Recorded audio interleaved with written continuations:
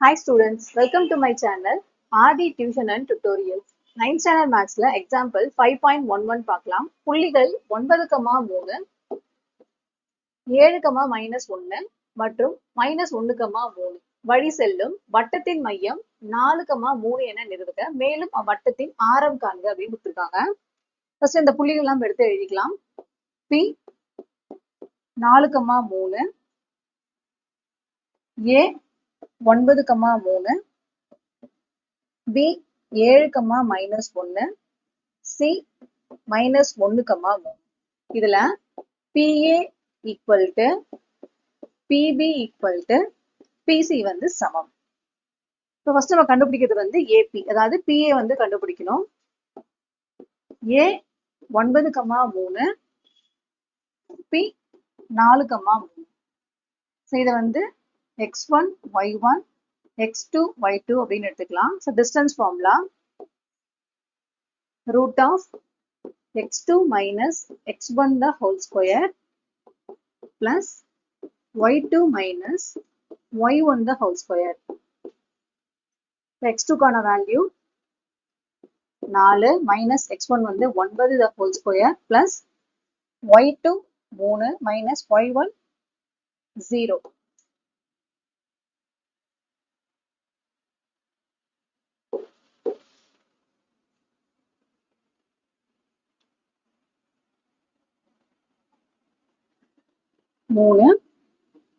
the whole square. இப்போ 9ல இருந்து 4 minus பண்ணோம் அப்படின்னா -5 the whole square பிளஸ் 3ல இருந்து 3 மைனஸ் பண்ணோம் அப்படின்னா 0 the whole square. இப்போ 5 5 25, 0 ஸ்கொயர் பண்ணா 0 தான் வரப்போகுது. அப்ப ஆட் பண்ணா √25, 25 ஸ்கொயர் ரூட் பாத்தீங்கன்னா 5. இதான் பாத்தீங்கன்னா AP. அடுத்து BP கண்டுபிடிக்கணும், அதாவது PB கண்டுபிடிக்கணும். B கான value 7,-1, P 4,3. So distance formula x2 4 minus x1 7 the whole square plus y2 3 minus y1 -1 the whole square. 7ல இருந்து 4 மைனஸ் பண்ணோம் அப்படின்னா -3 the whole square plus minus மைனஸும் பிளஸ் ஆயிடும். 3 கூட 1 போட்டோம்னா 4, இப்போ 4 ஸ்கொயர். ஸோ 3 ஸ்கொயர் பண்ணோம் அப்படின்னா 3 3 9 பிளஸ் 4 ஸ்கொயர் பண்ணா 4 4 16. ஸோ இது ரெண்டுத்தையும் ஆட் பண்ணோம் அப்படின்னா 16 கூட 9 ஆட் பண்ணோம் அப்படின்னா √25. ஸோ ரூட்ல இருந்து வெளியே எடுத்தோம் அப்படின்னா 5. அடுத்து சிபி கண்டுபிடிக்கணும், அதாவது பிசி கண்டுபிடிக்கணும். சி கான value -1,3, B 4,3.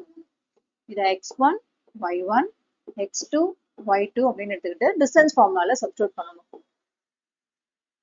x2 4 minus x1 -1 the whole square plus y2 3 minus y1 3 the whole square. 4 மைனஸும் மைனஸும் plus 1 the whole square plus 3ல இருந்து 3 மைனஸ் பண்ணோம் அப்படின்னா 0. இப்போ 4 பிளஸ் 1 5, 5 ஸ்கொயர் பண்ணோம் அப்படின்னா 25 பிளஸ் 0 ஸ்கொயர் பண்ணோம்னா 0. அப்ப √25. ஸோ ஆன்சர் வந்து 5. அப்போ PA equal to PB equal to PC equal to எல்லாத்துக்குமே ஆன்சர் பாத்தீங்கன்னா 5 தான் கிடைச்சது. கொஸ்டின்ல வந்து அந்த வட்டத்தின் ஆரம் என்ன அப்படின்னு கேக்குறாங்க. அப்ப ஆரம் வந்து 5. லாஸ்டா P என்ற புள்ளி A, B, C என்ற புள்ளிகள் வழி செல்லும்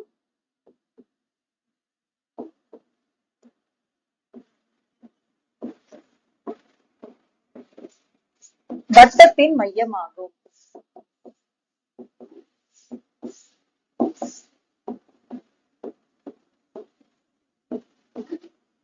இந்த சம் அவ்வளவுதான். இந்த வீடியோ உங்களுக்கு பிடிச்சிருந்தா லைக் பண்ணுங்க, உங்க ஃப்ரெண்ட்ஸ்க்கும் ஷேர் பண்ணுங்க. மறக்காம நம்ம சேனலை சப்ஸ்கிரைப் பண்ணி வச்சுக்கோங்க. Thank you. Hi students, welcome to my channel RD Tuition and Tutorials. 9th standard mathsல example 5.12 பார்க்கலாம். ஒரு வட்டத்தின் மையப்புள்ளி 3,-4 AB ஆனது அந்த வட்டத்தின் விட்டம் மற்றும் B 5,-6 எனில் A இன் ஆயத்தொலைவை காண்க அப்படின்னு கொடுத்திருக்காங்க. ஃபர்ஸ்ட் வந்து ஒரு வட்டம். வட்டத்தின் மையம் என்ன அப்படின்னா 3,-4. இப்ப ஏபின்னு சொல்லிட்டு 2 புள்ளி A B. இதுல பிக்கு மட்டும் தான் பாத்தீங்கன்னா வேல்யூ கொடுத்துருக்காங்க 5,-6. இப்ப ஏ வந்து தெரியாது, அதான் கண்டுபிடிக்கணும். இதை x1, y1 அப்படின்னு எடுத்துக்கலாம். இப்ப இதுக்கு நம்ம யூஸ் பண்ணக்கூடிய ஃபார்முலா பாத்தீங்கன்னா நடுப்புள்ளி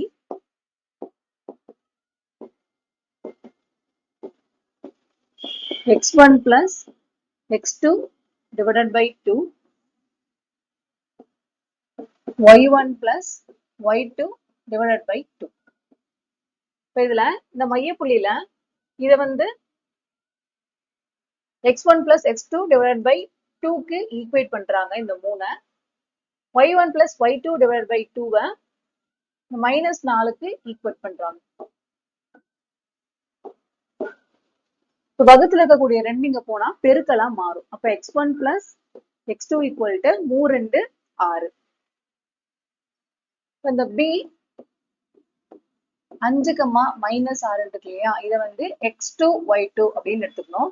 இப்ப x2 வரதுல என்ன இருக்குன்னா 5 இருக்கு இல்லையா, அப்ப x1 plus 5 equal to 6.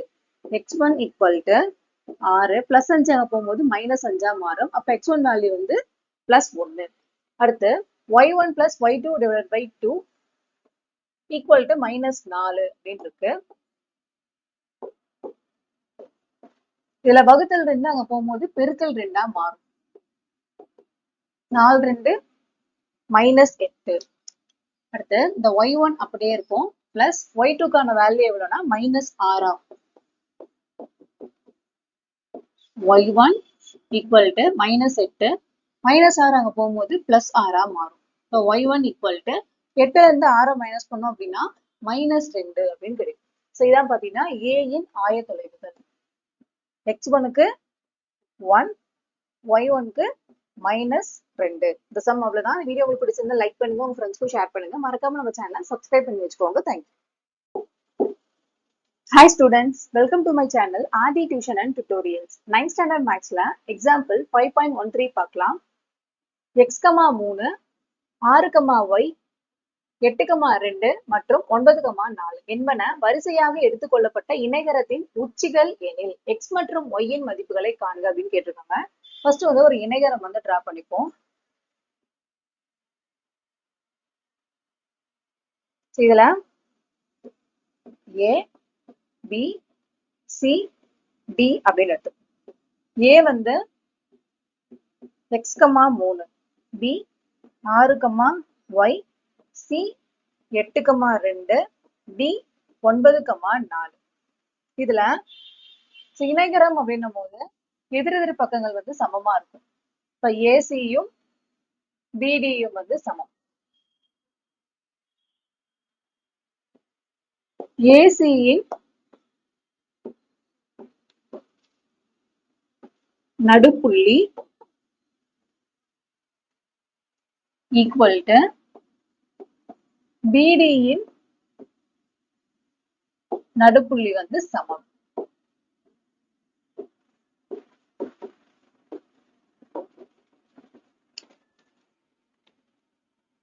இது ரெண்டா அப்படி பிரிச்சுக்கலாம். A x, 3 C 8, 2. சரி, இதுக்கு நடுப்புள்ளி formula x1 plus x2 divided by 2, y1 plus y2 divided by 2.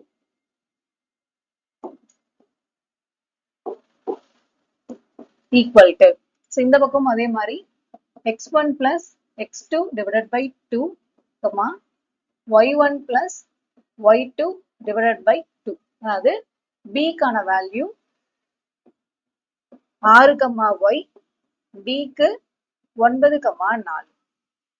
இதுல இந்த AC ல இது வந்து x1 y1, இது x2 y2. ஸோ இங்கேயும் x1 y1 x2 y2 அப்படின்னு எடுத்துக்கலாம். x1க்கான வேல்யூ வந்து x பிளஸ் x2 வந்து 8 டிவைடட் பை 2 கமா y1க்கு 3 பிளஸ் y2 வந்து 2 டிவைடட் பை 2. இந்த x பிளஸ் 8 அப்படியே வச்சுக்கலாம் டிவைடட் பை 2 கமா 3 கூட 2 ஆட் பண்ணும் போது 5 பை 2. அடுத்து இங்க x1க்கான வேல்யூ பாத்தீங்கன்னா 6 பிளஸ் x2 வந்து 9 டிவைடட் பை 2 கமா y1 வந்து y பிளஸ் y2 வந்து 4 டிவைடட் பை 2. இப்போ 6 கூட 9 ஆட் பண்ணோம் அப்படின்னா 15 பை 2 அப்படின்னு வரும். இந்த y பிளஸ் 4 டிவைடட் பை 2 அப்படியே. அடுத்து x plus 8 divided by 2 equal to இந்த 15 பை 2 இந்த பக்கம் கொண்டு வந்துருக்காங்க 15 by 2. y plus 4 divided by 2 இந்த 5 பை 2 இந்த பக்கம் கொண்டு வந்துருக்காங்க. இப்போ ஒரு பின்னம் டிவைடட் பை ஒரு பின்னம் இந்த ஃபார்மேட்ல இருந்துச்சு அப்படின்னா இது குறுக்கு பெருக்கல் பண்ணணும். 2ஓட x பிளஸ் 8 பெருக்கணும் ஈக்குவல் டு 15 2 பெருக்கணும் அப்படின்னா 15 2 30. இப்போ இதை உள்ள கொண்டு போய் பெருக்கணும். 2 into x 2x plus 2 8 16 equal to 30. 2x அப்படியே வச்சுக்கலாம் 30 பிளஸ் 16 அங்க போகும்போது மைனஸ் 16 மாறும். 2x ஈக்குவல் டு 30ல இருந்து 16 மைனஸ் பண்ணோம் அப்படின்னா 14. இப்போ எக்ஸ் இங்கேயே வச்சுக்கலாம். இந்த 2க்கும் எக்ஸுக்கும் இடையில எதுவுமே இல்லைன்னா பெருக்கல் குறி இருக்குன்னு அர்த்தம். பெருக்கல் 2 இங்க வரும்போது வகுத்தல் 2ஆ மாறும். இப்போ கேன்சல் பண்ணோம் அப்படின்னா 4 2 7 2 16. இப்போ எக்ஸ்க்கான வேல்யூ பார்த்தீங்கன்னா 7. அடுத்து ஸோ இங்க ஒரு பின்னம் டிவைடட் பை ஒரு பின்னம் ஈக்குவல் டு ஒரு பின்னம் இந்த ஃபார்மேட்ல இருந்துச்சு அப்படின்னா இதை வந்து டிவைட் பண்ணணும், சாரி குறுக்கு பெருக்கல் பண்ணணும். இப்போ 2ஓட y பிளஸ் 4 பெருக்கணும் ஈக்குவல் டு i2 10. இப்போ அதே மாதிரி உள்ள கொண்டு போய் பெருக்கலாம். 2 இன்டு y 2y பிளஸ் 2 நாள் 8 equal to 10. 2y equal to 10 plus 8 அங்க போகும்போது மைனஸ் 8ஆ மாறும். அப்ப 2y ஈக்குவல் டு 10ல இருந்து 8 மைனஸ் பண்ணோம் அப்படின்னா 2. இப்போ y ஈக்குவல் டு இந்த பெருக்கல் 2 இங்க வரும்போது வகுத்தல் 2ஆ மாறும். இப்போ கேன்சல் பண்ணோம் அப்படின்னா 1ன்னு வரும். இப்போ y-யோட வேல்யூ வந்து 1. இப்போ x-க்கான வேல்யூ 7 கமா y-க்கான வேல்யூ 1. இந்த சம் அவ்வளவுதான். இந்த வீடியோ உங்களுக்கு பிடிச்சிருந்தா லைக் பண்ணுங்க, உங்க ஃப்ரெண்ட்ஸ்க்கும் ஷேர் பண்ணுங்க. மறக்காம நம்ம சேனலை சப்ஸ்கிரைப் பண்ணி வச்சுக்கோங்க. Thank you. Hi students, welcome to my channel RD Tuition and Tutorials. 9th standard mathsல example 5.14 பார்க்கலாம். புள்ளிகள் A -11,4 மற்றும் B 9,8 இணைக்கும் கோட்டு துண்டை 4 சமபாகங்களாக பிரிக்கும் புள்ளிகளை காண்க. ஸோ டயக்ராம் பார்த்தீங்கன்னா இதான். இப்போ ஏபின்னு ஒரு கோட்டு துண்டு, ஏக்கு -11,4னும் பிக்கு வந்து 9,8 அப்படின்னு கொடுத்துருக்காங்க. இடையில பார்த்தீங்கன்னா PQRன்னு சொல்லிட்டு 3 புள்ளிகள் வந்து காணப்படுது. இந்த PQRோட வேல்யூ தான் நம்ம கண்டுபிடிக்க போறோம். இதுல AP equal to PQ equal to QR equal to RB வந்து சமம். ஸோ ஏக்கான வேல்யூ -11,4, B 9,8. ஸோ ஃபர்ஸ்ட் நம்ம கண்டுபிடிக்க வேண்டிய நடுப்புள்ளி எது அப்படின்னா ஏக்கும் பிக்கும் தான். ஏபியின்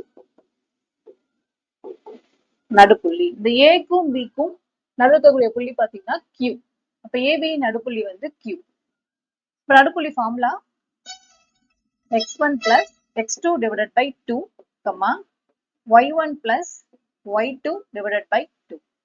ஸோ இதை வந்து x1 y1, இதை x2 y2 அப்படின்னு எடுத்துக்கலாம்.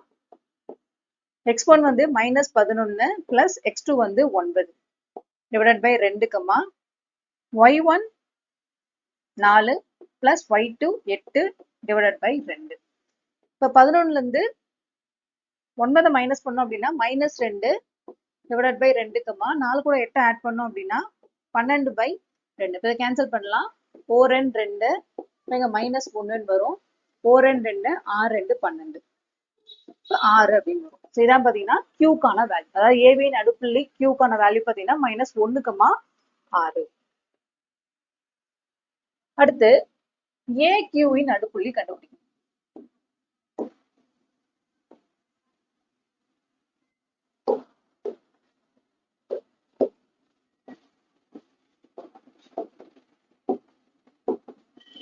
இப்ப இந்த ஏக்கும் கியூக்கும் இடையில நடுப்புள்ளி பாத்தீங்கன்னா பி. இதுக்கும் நடுப்புள்ளி formula x1 plus x2 divided by 2, y1 plus y2 divided by 2. இப்ப ஏக்கு -11,4, Q இப்பதான் கண்டுபிடிச்சோம், -1,6. இப்ப இதை x1 அப்படின்னு எடுத்துக்கலாம்.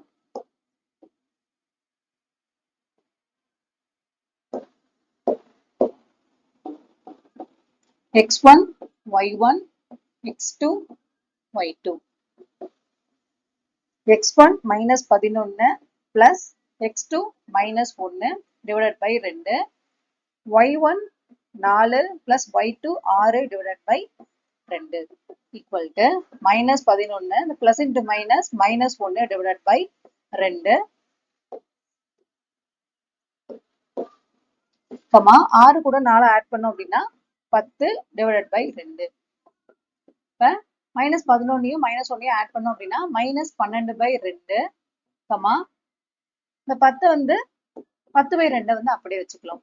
இப்ப இதை கேன்சல் பண்ணோம் அப்படின்னா O2 2, R2 12, அப்ப -6, O2 I2 10, அப்ப 5. இதுதான் பாத்தீங்கன்னா Pக்கான வேல்யூ. ஏகியூவின் நடுப்புள்ளி P, அதுக்கான வேல்யூ -6, 5. அடுத்து QBயின் நடுப்புள்ளி வந்து கண்டுபிடிக்கணும். Qக்கும் Bக்கும் நடுவில் இருக்கக்கூடியது R.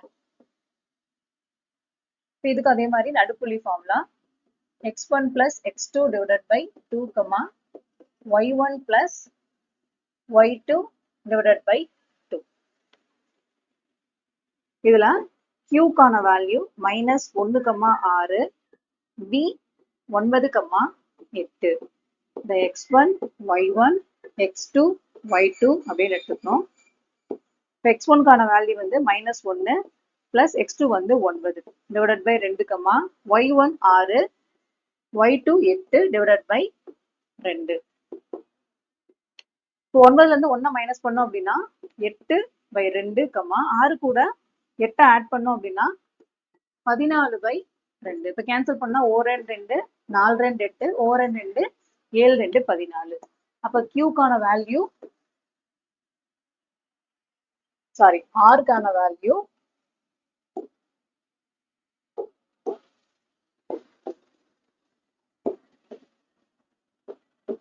4,7. இப்ப PQRக்கான வேல்யூ வந்து கண்டுபிடிச்சிட்டோம். ஸோ ஃபைனலா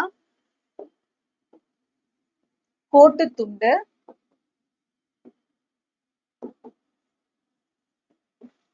ABஐ 4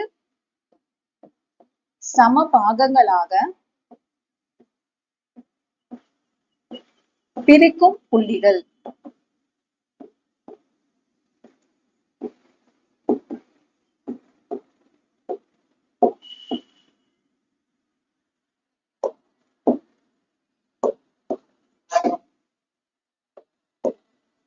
PQR.